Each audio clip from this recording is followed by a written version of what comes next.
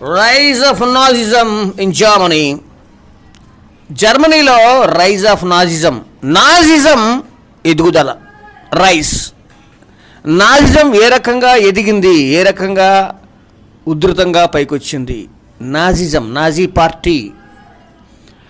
German economy faced a severe crisis after the war as it was saddled with the burden of paying war damages, etc. German economy, Germany యొక్క ఆర్థిక వ్యవస్థ face చేసింది crisis, సమస్య. After the war, యుద్ధం తర్వాత సమస్యను ఎదుర్కొంది ఆర్థిక పరిస్థితి. ఎందువలన? As it was saddled with the burden of paying war damages.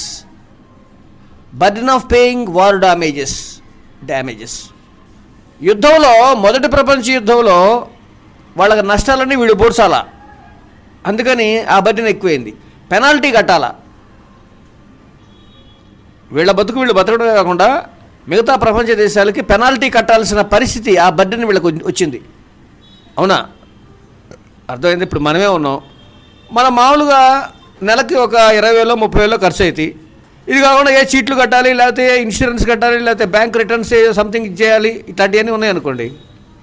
బ్యాంకులో డిపాజిట్ చేయాలి, రికరింగ్ డిపాజిట్లు కట్టాలి, అవి ఉన్నాయనుకోండి. అది ఇంకా అదనంగా బడ్డనే కదా. అదే ఇక్కడ చెప్తున్నాడు. సో ఇక్కడ పేయింగ్ వార్ డ్యామేజెస్ అవి ఎక్కువైపోయింది. సాడల్ అంటే ఏంటి? సాడల్ అంటే గుర్రపు జీను. గుర్రానికి పైన చీన్ వేసి దాని మీద మనిషి కూర్చుంటే ఎట్లా ఉంటుంది? బడ్డనేగా.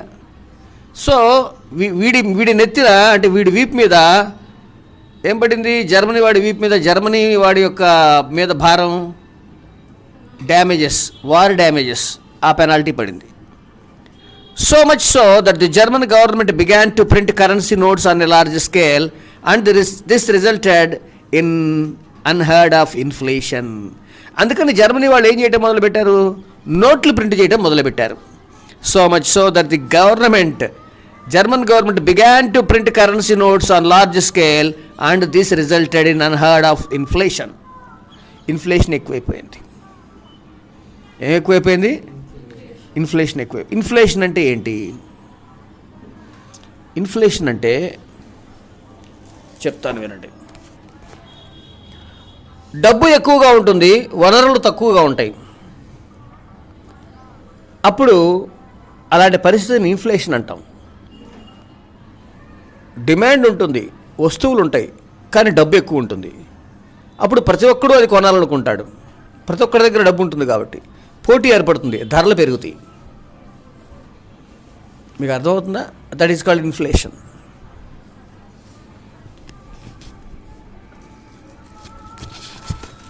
So it is said that the people had to carry currency in carts to buy one loaf of bread. చూడండి, అనుకుంటుండే వాళ్ళు అప్పట్లో. It is said that people had to carry currency in carts. ప్రజలు నోట్ల కట్టల్ని బండ్ల మీద తీసుకెళ్లాల్సి వచ్చేది. ఒక లోఫ్ ఆఫ్ బ్రెడ్, ఒక బ్రెడ్ కొనటానికి బండ్ల మీద. అంటే ఏంటి? అన్ని కావాలని అర్థం, అంతేగాని బండ్లే తీసుకెళ్లాలని కాదు. ఇంకా చూడండి, USA at this stage helped to bail out Germany by giving loans and rescheduling the payment of war damages. అయితే అమెరికా ముందుకు వచ్చింది. అమెరికా వచ్చి, ఓ జర్మనీ నువ్వేం బాధపడదు, నేను నీకు కొద్దిగా అప్పిస్తా, నీకు కొద్దిగా హెల్ప్ చేస్తా, డబ్బులు ఏం పర్లా, సరే నువ్వు పెనాల్టీలు కట్టాలి కదా, కొంచెం ఇంత కాదు ఇంత కట్టుకో అని కొంచెం దాన్ని రీషెడ్యూల్ చేసింది పెనాల్టీస్ని. అమెరికా ముందుకు వచ్చి దాన్ని బెయిల్అవుట్. ఇప్పుడు ఒకరిని అరెస్ట్ చేశారు, బెయిల్ ఇప్పటి అంటే ఏంది? వాడిని బయటకు తీసుకురావటం జైల్లో నుంచి. సో అమెరికా కొంత ప్రయత్నం చేసింది జర్మనీ ఆర్థిక వ్యవస్థ నుంచి కొంచెం బెయిల్అవుట్ చేయడానికి. ఎలా? కొంచెం లోన్ ఇవ్వటం ద్వారా, అలానే డ్యామేజెస్ని రీషెడ్యూల్ చేయటం ద్వారా. ఏం చేయడం ద్వారా? రీషెడ్యూల్ అంటే ఏంటి? వేరే విధంగా కట్టు. ఇప్పుడు మొన్న కరోనా వచ్చింది, అందరూ ఈఎంఐలు కట్టుకోవాలి, అప్పుడు డబ్బులు లేవు. ఆ ఈఎంఐలు వాళ్ళు ఏం చేశారు? ఈ 4 నెలలు కట్టక్కర్లేదు, ఆ తర్వాత కట్టుకోండి అని రీషెడ్యూల్ చేశారు కదా. అట్లా చెప్తున్నాడు ఇక్కడ. It is said that people had to carry currency in carts to buy one loaf of bread. USA at this stage helped to bail out Germany by giving loans and rescheduling the payment of war damages. This helped German economy to stabilize by 1928. ఇది జర్మనీని stabilise నిలదొక్కునేట్టు చేసింది. 1928 సంవత్సరానికి Germany తన కాళ్ళ మీద తాను నిలబడగలిగింది ఆర్థికంగా. ఎవరి సహాయంతో? అమెరికా సహాయంతో. This helped German economy to stabilize by 1928. However, this was short-lived as USA itself was deeply affected by the onset of the depression in 1929 and could no longer help Germany. బాగానే ఉంది. 1928కి ఇది set అయింది. అయితే దీనికి సహాయం చేసినటువంటి America అది అనుకోకుండా డిప్రెషన్కి గురయ్యి, గ్రేట్ డిప్రెషన్కి ఎఫెక్ట్ అయ్యి 1929లో అది ఆర్థికంగా బాగా నష్టపోవటం వలన ఇప్పుడు జర్మనీకి సహాయం చేసేవాళ్ళు ఎవరు లేరు. అమెరికా ఏమైంది? ఎలా నష్టపోయింది? గ్రేట్ డిప్రెషన్ వల్ల నష్టపోయింది. అదేవో వార్లో నష్టపోయి నానా ఇబ్బంది పడుతుంటే దానికి హెల్ప్ చేసింది మొదట్లో. కానీ ఇప్పుడు గ్రేట్ డిప్రెషన్ వచ్చి అన్ని ప్రపంచ దేశాలు నష్టపోతున్నాయి, అమెరికా కూడా దెబ్బతిన్నది, ఇంకా జర్మనీకి సహాయం చేసే స్థితిలో లేదు. The German economy was the worst hit by depression. ఇక చూసుకోండి, గ్రేట్ డిప్రెషన్ వచ్చింది, ఇక జర్మన్ ఎకానమీ భయంకరంగా దెబ్బతిన్నది. వర్స్ట్ హిట్, అన్నిటికన్నా ఎక్కువ దెబ్బతిన్న దేశం జర్మనీ గ్రేట్ డిప్రెషన్ వల్ల. By 1932 industrial production was reduced to 40% of the 1929 level. 1929లో 100 వస్తువులు ఉత్పత్తి చేస్తే 1932లో ఎంత ఉత్పత్తి చేశారు? 40 వస్తువులే ఉత్పత్తి చేశారు. అప్పుడు 10 వస్తువులు ఉత్పత్తి చేస్తే ఇప్పుడు 4 చేశారు. ఎన్ని చేశారు? అది ఓన్లీ 40%, సగం కంటే తగ్గించి. Workers lost their jobs and were paid reduced wages. వర్కర్స్కి ఉద్యోగాలు పోయినాయి, వర్కర్స్కి అది ఉన్న వర్కర్స్కి రెడ్యూస్డ్ వేజెస్, తగ్గించి జీతాలు ఇస్తున్నారు. ఉన్న వర్కర్స్కి ఏం చేస్తున్నారు? తగ్గించి జీతాలు ఇస్తున్నారు. The number of unemployed touched and unprecedented 6 million. Unemployment people ఉన్నారు. అంతకుముందు 1,00,000 2,00,000 ఎంతోమంది ఉన్నారు, లేదా 10 లక్షలు ఉన్నారు, లేకపోతే 20 లక్షలు ఉన్నారు. ఇప్పుడు అన్ప్రెసిడెంటెడ్, ఇంతకుముందు కని విని ఎరుగునంతగా 60 లక్షల మంది అన్ఎంప్లాయిడ్ పీపుల్ వచ్చేసారు. ఎంతమందిరా? 60 lakhs. 6 million అన్నాడు. ఎంత అన్నాడు? On the streets of Germany, you could see men with placards around their necks saying willing to do any work.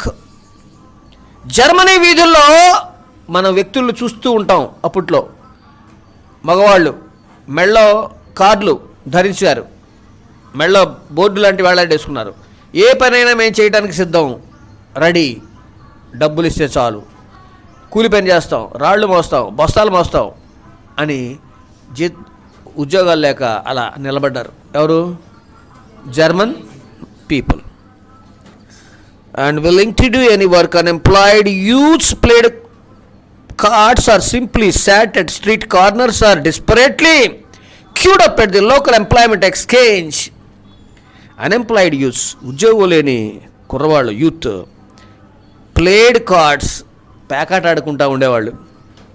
Simply sat at street corners, ఆ వీధుల్లో వీధి చివరిలో కూర్చొని ముచ్చట్లు చెప్పుకుంటూ ఉండేవాళ్ళు బేవర్స్గా. Or desperately queued up at local employment exchange. నిరుత్సాహంగా, రాదని తెలుసు ఉద్యోగం, అయినా కానీ ఎంప్లాయ్మెంట్ ఎక్స్చేంజ్ దగ్గర ఉద్యోగాలు ఇస్తారు అనేటువంటి కేంద్రాలు ఉంటాయి కదా, అందులో పేరు నమోదు చేయించుకోవడానికి క్యూలో నుంచునేవాళ్ళు గంటలు. యాజ్ జాబ్స్ డిజపియర్డ్, ఉద్యోగాలు మాయమైపోయినాయి, జాబ్స్ లేవు. And the youth took to criminal activities. అంతే, కుర్రవాళ్ళు క్రిమినల్ యాక్టివిటీస్, బ్యాంకులు దోపిడీలు, దొంగతనాలు, మర్డర్స్ రకరకాలు చేయడం మొదలుపెట్టారు. And total despair became a commonplace. Total despair became commonplace. Total despair, nirasa, nispruha, despair. ఏమీ తెలియట్లా, అంధకార బంధురంగా ఉంది పరిస్థితి. అలాంటి పరిస్థితిలోకి జర్మన్ యూత్ వెళ్ళిపోయారు. And the economic crisis created deep anxieties and fear in people. Economic crisis, ఈ యొక్క ఆర్థిక స్థితి ఏం చేసిందో తెలుసా? Created deep anxieties and fears in people. ప్రజల్లో డీప్ యాంగ్జైటీ, కలవరపాటు, అండ్ ఫియర్ ఇన్ పీపుల్, భయం కలిగించింది. The middle class, especially salaried employees and pensioners, saw their savings diminish when the currency lost its value. Middle class people ఎవర్రా? ముఖ్యంగా especially salaried employees, డబ్బులు వచ్చేటువంటి జీతాలు వచ్చే ఎంప్లాయీస్, పెన్షన్ వచ్చేవాళ్ళు, దేర్ సేవింగ్స్ డిమినిష్, వాళ్ళు దాచిపెట్టుకున్న డబ్బులు తరిగిపోతూ ఉన్నాయి. ఎలా అయిపోతున్నాయి? తరిగిపోతున్నాయి. ఎందుకని? As when the currency lost its value, కరెన్సీకి విలువ తగ్గిపోయింది. కరెన్సీకి విలువ తగ్గిపోయింది. ఉదాహరణకి ఎగ్జాంపుల్ మీకు విషయం చెప్తాను. ఇప్పుడు నేనే ఉన్నాను, నాకు మా పిల్లవాడు నాన్న నెలకి ఒక 20,000 ఖర్చు పెట్టుకొని 1,00,000 రూపాయలు ఇచ్చి వెళ్ళాడు అనుకో, ఇచ్చి హైదరాబాద్ వెళ్ళిపోయాడు అనుకో, నెలకి 20,000 ఖర్చు పెట్టుకొని, అంటే 5 నెలలు ఖర్చు పెట్టుకోవచ్చు చక్కగా. అయితే ఇక్కడ అన్ని రేట్లు పెరిగిపోయినాయి. నా ఖర్చు నెలకు 40,000 అవుతుంది అనుకోండి. అప్పుడు ఆ 1,00,000 రూపాయలు ఎన్ని నెలలు వస్తాయి? 2.5 నెలలే వస్తాయి. వాడు 5 నెలలు లెక్కేసుకుని వెళ్ళిపోయాడు. కానీ ఇక్కడ 2.5 అంటే చాలా ఫాస్ట్గా తగ్గిపోతున్నాయి. డిమినిష్ అంటే తగ్గిపోవట. డిమినిష్ అంటే ఏంటి? Because the currency lost its value, currency తన విలువ కోల్పోయింది. ఇంకా చూడండి, and small business men, the self employed and retailers suffered as their business ghats ruined. Small business men, చిన్న వ్యాపారస్తులు, ది సెల్ఫ్ ఎంప్లాయిడ్ అంటే ఇక్కడ చూడండి, అక్కడ రోడ్డు మీద బండి పెట్టుకున్నారు, టీ కొట్లు పెట్టుకున్నారు, బజ్జీలు పెట్టుకున్నారు, సెల్ఫ్ ఎంప్లాయిడ్. లేకపోతే రోడ్ల మీద అమ్ముతూ తిరుగుతూ ఉంటారు, వాళ్ళంతా సెల్ఫ్ ఎంప్లాయిడ్. వాళ్ళందరూ కూడా చాలా నష్టపోయారు. And suffered as their business got ruined, వాళ్ళ బిజినెస్ నాశనం అయిపోవటం వల్ల సఫర్ అయిపోయారు. And these sections of society were filled with the fear of pauperisation. సొసైటీలో ఈ సెక్షన్స్ వాళ్ళు పాపరైజేషన్ అంటే ఏంటి? దరిద్రం. పాపర్ అంటే పేదవాడు, పాపరైజేషన్ అంటే పేదరికం, భయంకరమైన పేదరికం. దాంతో భయపడిపోయారు, భయాలు నెలకొన్నాయి ఈ సెక్షన్స్కి. And anxiety of being reduced to the ranks of the working class or worse the unemployed worse still the unemployed. Working class నుంచి అన్ఎంప్లాయిడ్కి వచ్చేసారు. వర్కింగ్ క్లాస్ అనే దానిలో నుంచి ఏ క్లాసులోకి వెళ్ళిపోయారు? అన్ఎంప్లాయిడ్ నుంచి బెగ్గర్స్లోకి వెళ్ళిపోతారు తర్వాత. ఓన్లీ ఆర్గనైజ్డ్ వర్కర్స్ కోడ్, కేవలము ఆర్గనైజ్డ్ వర్కర్స్ మాత్రమే. వర్కర్స్ ఎవరు? ఆర్గనైజ్డ్ వర్కర్స్ ఎవరు? ఆర్గనైజ్డ్ వర్కర్స్ అంటే గవర్నమెంట్ ఎంప్లాయీస్, శాలరీ ఫిక్స్డ్గా ఉండి, ప్రావిడెంట్ ఫండ్ ఉండి, రిటైర్ అయిన తర్వాత కొంత పెన్షన్ వచ్చి, రిటైర్ అయిన తర్వాత కొంత మొత్తం డబ్బులు చేతికి వచ్చి, పని గంటలు కరెక్ట్గా ఉండి, సెలవులు కరెక్ట్గా ఉండి, ఈ సిస్టంలో ఉండేటువంటి ఎంప్లాయీస్ని ఆర్గనైజ్డ్ వర్కర్స్, ఆర్గనైజ్డ్ ఎంప్లాయ్మెంట్ అంటాం. అలాంటి వాళ్ళు కొద్దో గొప్ప పర్వాలా, మిగతా వాళ్ళందరూ స్మాష్. ఇంకా చూడండి, organised workers manage to keep there heads above water. నీళ్ళలో మునిగిపోయారు అందరూ, వీళ్ళొక్కళ్ళే కొంచెం వాటర్కి బయట పెట్టారు తలకాయలు. ఎవరు? Organised workers. ఇక్కడ అబవ్ వాటర్ అంటే నీటికి పైకి తలకాయలు పెట్టారు, లేకపోతే మునిగిపోయాడు. అంటే ఇదేంటి, వాటర్ ఎక్కడుంది అనకూడదు, వర్ణిస్తున్నాడు వాడు, వర్ణన చెప్తున్నాడు. But unemployment weakened their bargaining power. Big business was in crisis. Bargaining power తగ్గిపోయింది, బేరాలాటం, కొనే శక్తి తగ్గింది. Big business was in crisis, పెద్ద వ్యాపారాలు దెబ్బతిన్నాయి. The large mass of peasantry was affected by a sharp fall in agricultural prices. Peasantry, రైతు వర్గం కూడా దెబ్బతింది. ఎందుకని?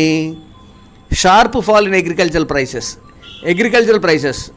బస్తా 5 కిలోల బియ్యం 1250, 1200 లేదా 1100 లేదా 1000. ఇక్కడ ఇప్పుడున్న పరిస్థితుల్లో, అంటే ఇక్కడ మనం చెప్పుకున్న పరిస్థితుల్లో 1000 రూపాయలు కూడా కాదు, 300 అంతే, 250 ఇస్తే లేకపోతే లేదు. అగ్రికల్చర్ దెబ్బతినిపోయింది.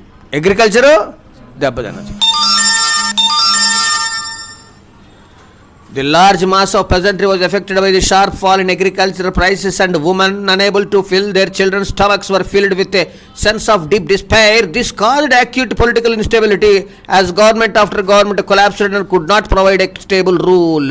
వాడు చెప్తున్నాడు చూడండి, ఆడవాళ్ళు తమ యొక్క పిల్లలకి సరిగ్గా పొట్ట నింపలేకపోయారు, ఆహారం ఇవ్వలేకపోయారు. వాళ్ళు పూర్తి స్థాయిలో డిస్పైర్, నిరాశ, నిస్పృహ, ఏం చేయలేకపోతున్నాం, ఏం చేయాలి, చచ్చిపోదామా అన్నంత స్థాయికి వెళ్ళిపోతున్నారు. And this caused acute political instability. తీవ్రమైనటువంటి రాజకీయ సంక్షోభం, ఇన్స్టెబిలిటీ, సరైనటువంటి వాడు పరిపాలించట్లా. ఒకడు ఎక్కుతున్నాడు, ఒకటి దిగుతున్నాడు, ఇంకోటి దిగుతున్నాడు. సరిగ్గా ఒక్కడు పరిపాలించట్లా నిలకడగా. As government after government collapsed and could not provide a stable rule.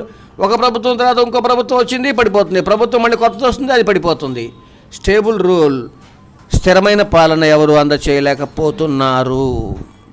In such a situation, అలాంటి పరిస్థితుల్లో Nazi parties propaganda స్టర్డ్ hopes of better future.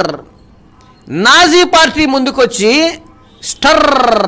STIR స్టర్ అంటే అర్థం తెలుసా? ప్రశాంతంగా ఉన్నదాన్ని కదిలించటం.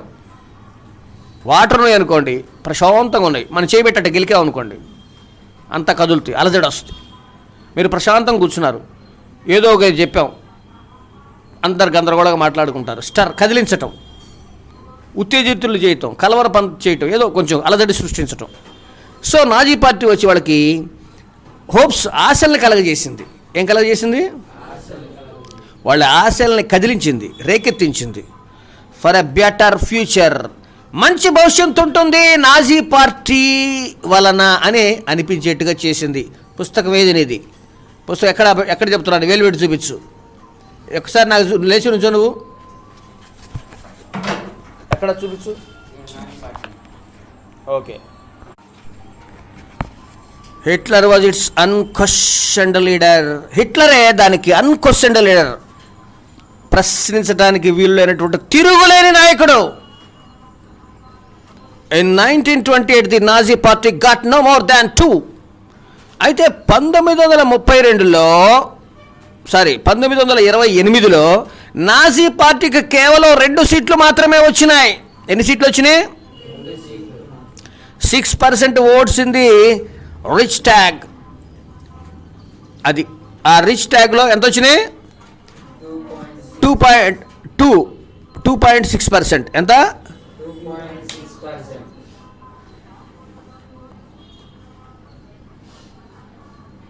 తర్వాత ది జర్మన్ పార్లమెంట్, అది జర్మన్ పార్లమెంట్లో రిచ్ ట్యాగ్ అనేది జర్మన్ పార్లమెంట్ యొక్క name. By 1932, it had become the largest party with 37% of votes. అదే 1932 వచ్చేటప్పటికి 4 ఏళ్ల కాలంలో ఎంత పెరిగిందండి? 37% ఓట్లతో అన్నిటికంటే ఎక్కువ మంది నాజీ పార్టీకి ఓట్లు వేశారు. ఎక్కువ మంది ఎవరు వేశారు? నాజీ పార్టీకి. Hitler was a powerful speaker. Hitler ఒక పవర్ఫుల్ స్పీకర్, బ్రహ్మాండంగా మాట్లాడగలడు. His passion and his words moved people. అతని యొక్క ప్యాషన్, అతని యొక్క మానసిక స్థైర్యం, అతని యొక్క ప్రేమ, అతని యొక్క అభిమానం, అతని యొక్క కోపం, అతని యొక్క ద్వేషం, అతని యొక్క పగ అన్నీ ప్రజలకు నచ్చినాయి. ప్యాషన్ అంటే మనోభావాలు, మనసులో ఉండే ప్రతి భావం కూడా ప్యాషన్ అంటాం. ప్రేమ ప్యాషన్, ద్వేషం ప్యాషన్, పగ ప్యాషన్, జాలిపట్టం ప్యాషన్, కోపట్టం ప్యాషన్. అర్థమైందా? నవరసాలు, మనకి 9 రకాల భావనలు ఉంటాయి, అవన్నీ కూడా ప్యాషన్సే. And he promised people to build a strong nation. ఒక మంచి బలమైనటువంటి దేశాన్ని ఏర్పాటు చేస్తానన్నాడు. And the injustice of the Versailles treaty.